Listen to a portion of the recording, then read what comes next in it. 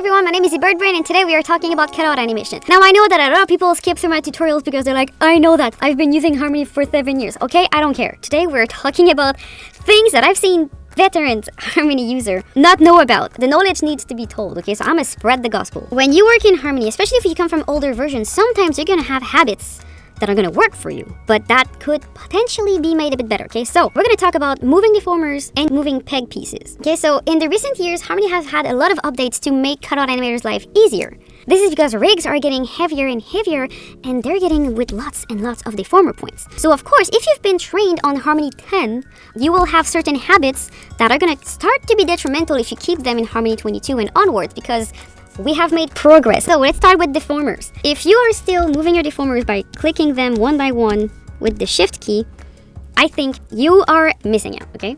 So when we work with deformers, sometimes the reflex would have been to kind of try to make a lasso, but it was not possible for many years. You really had to click and shift click your deformer points to be able to move them all at once. So like the lasso was not working. But however, I don't remember in which version, but they fixed that. They made a tool that makes it easy to just lasso and select deformer points. And that tool is located into your transform tools, tool properties. It is this one, control selection mode. Enables the group selection of controls with the lasso or marquee. Now it's not exclusive to deformers, but it is mostly made for deformers. So if I activate this, and now I make a lasso, it's gonna no longer select all the pegs, it's gonna select the controls instead, allowing you to then move your deformers. So when I animate and cut out, I'll be honest, I always have this active because it's so much faster to select my deformer points. I can just do like whoop, and then select it. You can also select just the handles, which is very useful, or you can make like a very quick selections to maybe just move these around.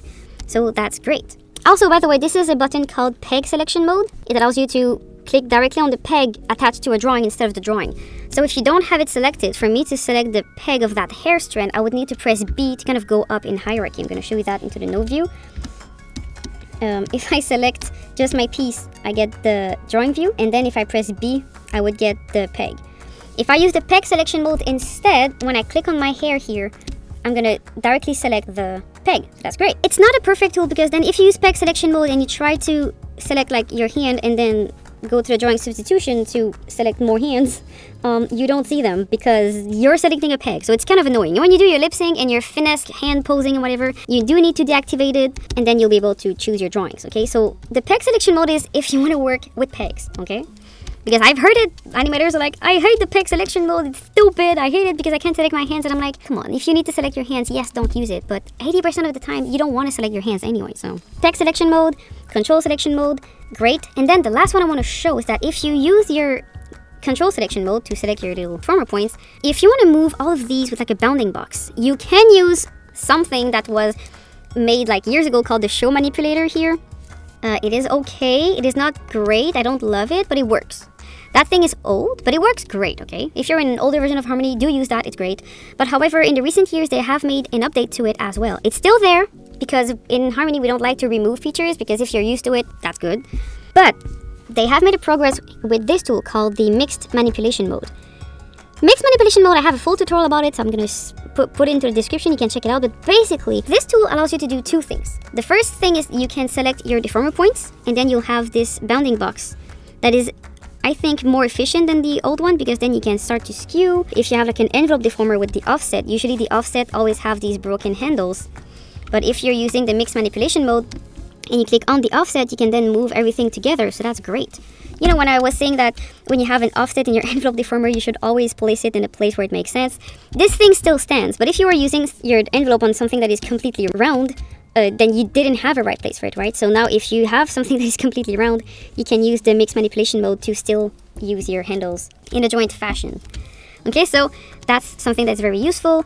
You can also like click on it and scale even the handle. So that tool is amazing, and so many people who've been working in Harmony for like 10 years, they don't know that because they've been used to it being impossible to, you know, like scale your handles, right? But it is possible now, so I really hope that this tutorial is going to help a lot of people. So mixed manipulation mode, amazing. I love it so much, especially when I animate Wu's jacket here. If there's wind or if I need to move it or something, I can just take these deformer points, lasso them, I can move them around, and I can like, maybe I can like do a very fluid pose here, as if there was like wind in it, and it's so much faster and so much easier than it was before. If I did the same without the mixed manipulation mode, I would have needed to move this and then move it, and then click on this and move it, and maybe like click on mini ones and go get this and move it. It was not that efficient. Okay, so I really hope that this is going to be helpful. The second thing you can do with the mixed manipulation mode is to move deformers and pegs at the same time, which is not always something I recommend, because it can kind of break your hierarchy. Because if my eyebrow is linked to my eye here when I move it, if I take the eye and the deformer point and I move them, it works. But then, you know, if I still try to move my eye, things are not aligned. So you can use it, but be aware that it is not always the best option to move your pegs and your deformer together. However, sometimes it is very useful.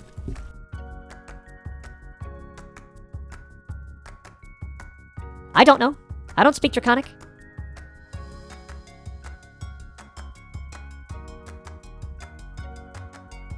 Such as when I have my Z-rig with like my big eyes and the hair thing here, there is a crown attached to it.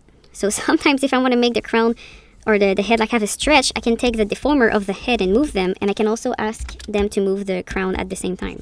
So that is useful because I'm not breaking my hierarchy or something. So that was it for today. I just wanted to introduce you to these amazing 3 little icons, and I hope you have a wonderful day. Goodbye!